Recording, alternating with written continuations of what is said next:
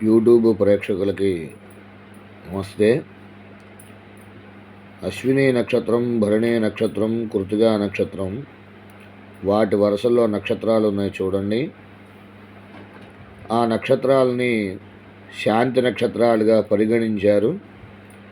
శిశువు జననం జరిగినప్పుడు ఆ నక్షత్రాల్లో జననం పడితే తద్వారా దోషాలు ఉంటాయి. ఆ దోషం మూలకంగా పురుడు స్నానం అయిన తర్వాత గుళ్ళో శివాలయంలో శాంతి జరపవలేను.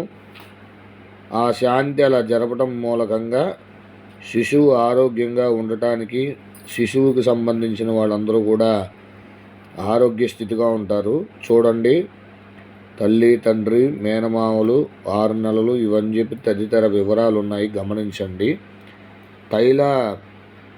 తైలావలోకం అంటే నూనె పూసి మూకుళ్ళో శిశువు ఒక ముఖాన్ని ఆ నూనెలో చూడవలేను. దోషాలతో తొలుగుతూ ఉంటాయి. గణపతి పూజ, మండపారాధనలు ఇవన్నీ కూడా శాంతి హోమాలు జరపవలేను.